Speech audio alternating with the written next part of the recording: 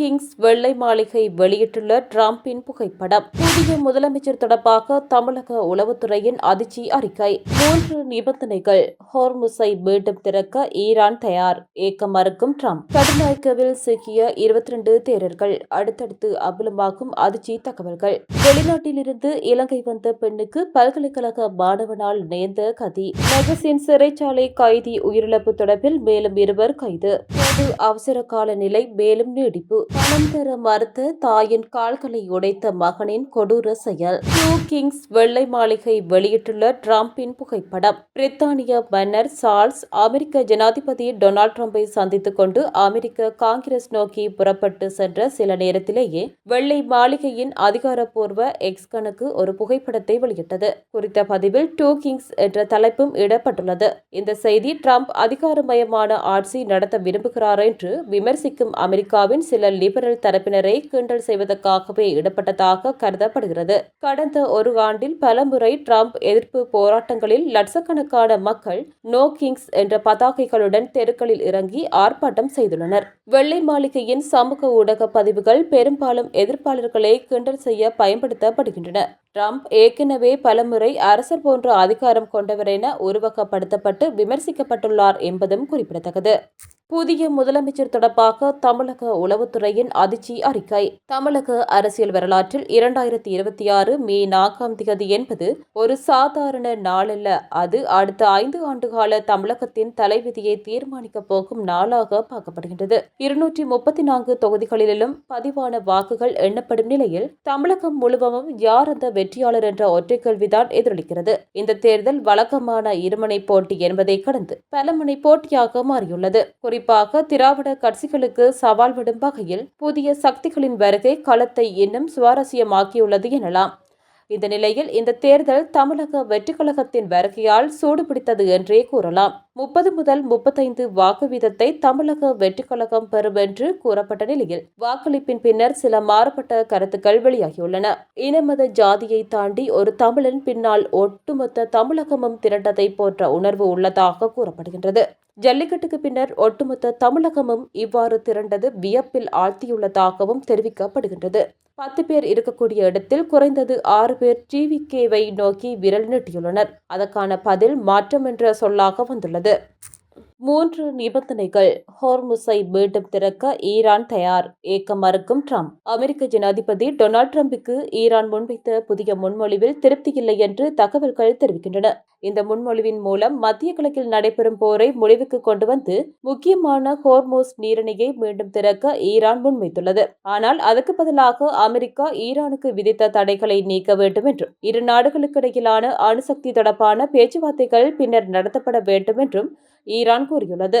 Iran வெளியுறவு அமைச்சர் Abbas Araghchi Oman மற்றும் பாகிஸ்தானில் நடந்த பேச்சுவார்த்தைகளின் போது இந்த திட்டத்தை முன்வைத்துள்ளார். இதன் நோக்கம் தற்போதைய மோதலை முடிவுக்கு கொண்டு வந்து தூதரக பேச்சுவார்த்தைகளை மீண்டும் தொடங்குவதாகும். அமெரிக்கா ஈரானின் மீது விதித்த தடைகள் மற்றும் துறைமுக தடைகளை நீக்க வேண்டும். மத்திய கிழக்கில் நடைபெறும் போரை முடிவுக்கு கொண்டுவர வேண்டும். ஈரானின் அணுத்திட்டம் தொடர்பான பேச்சுவார்த்தைகள் பின்னர் கட்டத்துக்கு மாற்றப்பட வேண்டும். அமெரிக்காவின் எதிர்ப்பு. அமெரிக்க வெளியுறவு செயலாளர் மார்கோ ரூபியோ அணுதிட்டம் இல்லாமல் எந்த ஒப்பந்தத்தையும் ஏற்க முடியாது என கூறியுள்ளார். ஈரான் அணு ஆயுதம் பெறுவதை எப்படியும் தடுக்க வேண்டும் என்று அவர் தெரிவித்துள்ளார். டிரம்ப் மற்றும் அவரது பாதுகாப்பு குழு இந்த முன்மொழிவில் சந்தேகத்துடன் உள்ளனர். ஈரான் அணு ஆயுதம் பெறக்கூடாது என்பதில் டிரம்ப் உறுதியாக உள்ளார்.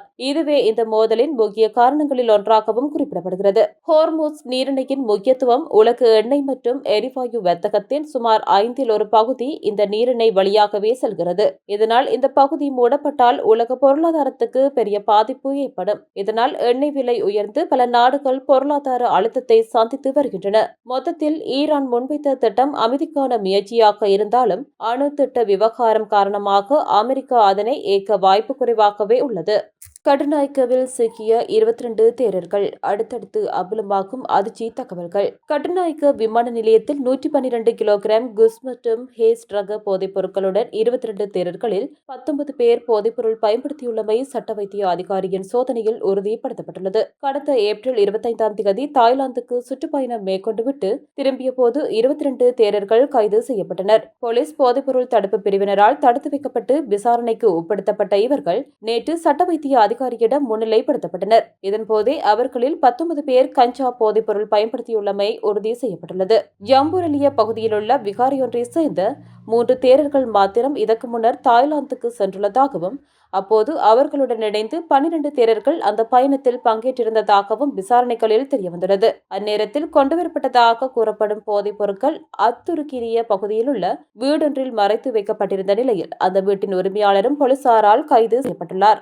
எதிர்வரும் மே மாதம் மேலும் 40 தேரர்களை தாய்லாந்துக்கு அழைத்துச் செல்ல இவர்கள் திட்டமிட்டிருந்தமையும் தெரியவந்துள்ளது. அத்துடன் இந்த வலையமைப்பை இலங்கையிலிருந்து இயக்கியதாக கூறப்படும் அமிதாந்த எனும் தேரர் கம்பகா பகுதியிலுள்ள விகாரியொன்றில் பதுங்கியிருந்த போது கைது செய்யப்பட்டார்.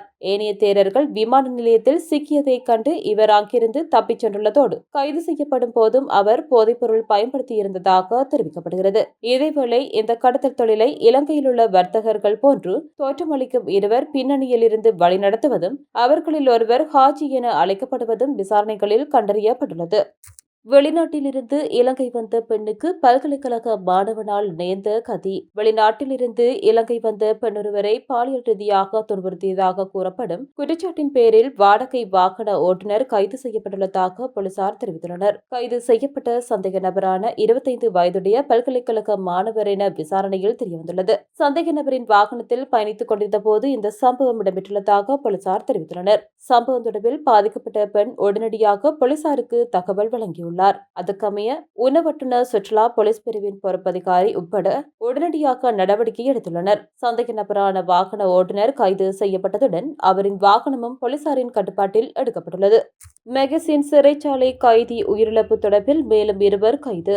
கொழும்பு மெகசின் சிறைச்சாலையில் கைதியொருவர் உயிரிழந்தமை தொடர்பில் மேலும் 2 பேர் கைது செய்யப்பட்டுள்ளனர். கடந்த 27ஆம் தேதி மெகசின் சிறைச்சாலையில் கைதியொருவர் உயிரிழந்துள்ளார். அதனையடுத்து சம்பவத்துடன் தொடர்புடைய சந்தேகத்தின் பேரில் மெகசின் சிறைச்சாலை காவலர் ஒருவரும் சிறை காவலர்கள் 2 பேரும் முன்னதாக பொருளை போலீசாரினால் கைது செய்யப்பட்டிருந்தனர். மூவரும் நீதிமன்றத்தில் முன்னிலைப்படுத்தப்பட்டு தற்போதைக்கு விளக்கமறியலில் வைக்கப்பட்டுள்ளனர். அதனையடுத்து மேற்கொள்ளப்பட்ட தொடர் விசாரணைகளின் பின்னர் நேற்று மேலும் 2 சிறை காவலர்கள் சந்தேகத்தின் பேரில் போலீசாரினால் கைது செய்யப்பட்டுள்ளனர். சம்பவம் தொடர்பில் கொழும்பு தெற்கு குற்றப்புலனாய்வு பிரிவு, கொழும்பு மாவட்ட குற்றப்புலனாய்வு பிரிவு மற்றும் பொருளை போலீசார் மேலதிக விசாரணைகளை முன்னெடுத்துள்ளனர்.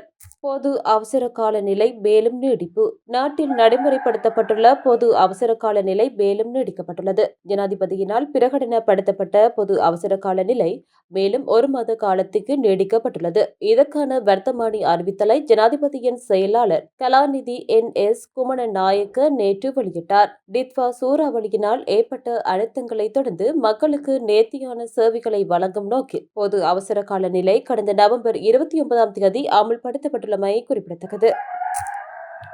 பணம் தர மறுத்த தாயின் கால்களை உடைத்த மகனின் கொடூர செயல். கேகாலையில் போதைப்பொருள் பாவனைக்கு பணம் தர மறுத்ததால் மகன் தன் தாயின் 2 கால்களிலும் தடியால் அடித்து எலும்புகளை முறித்துள்ளார். கடந்த 26ஆம் தேதி இந்த சம்பவம் இடம்பெற்றுள்ளதாக போலீசார் தெரிவித்தனர். தேவலக்கமவை சேர்ந்த 46 வயதான பெண் கேகாலை பொது மருத்துவமனையில் உள்நோயாளியாக சிகிச்சை பெற்று வருகிறார்.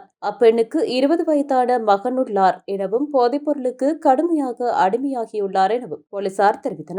அந்த இளைஞன் நண்பர்களுடன் போதைப்பொருள் நுகர்வதற்காக தன் தாயிடம் பணம் கேட்டு வந்துள்ளார். மகனின் அச்சுறுத்தல் காரணமாக சில சமயங்களில் தாய் பணம் கொடுத்து வந்துள்ளார். சம்பவ தினத்தன்று குறித்த இளைஞன் மீண்டும் தன் தாயிடம் 5000 ரூபாய் கேட்டதாகவும் தன்னிடம் பணம் இல்லை என அவரிடம் கூறியதாகவும் போலீசார் தெரிவித்தனர். இதனால் கோபமடைந்த மகன் தன் கைகளில் கிடைத்த பொருட்களால் தாயை தாக்கியதாகவும் இறுதியாக தடியொன்றினால் தாயின் 2 கால்களிலும் அடித்துள்ளார். பாதிக்கப்பட்ட பெண் முச்சக்கர வண்டி மூலம் கேகாலை பொது மருத்துவமனையில் அனுமதிக்கப்பட்டார். அவரது 2 கால்களிலும் எலும்பு முறிவு ஏற்பட்டிருந்ததாக மருத்துவர்கள் தெரிவித்தனர். சந்தேக நபரான மகனை கைது செய்ய போலீசார் நடவடிக்கை எடுத்துள்ளனர்.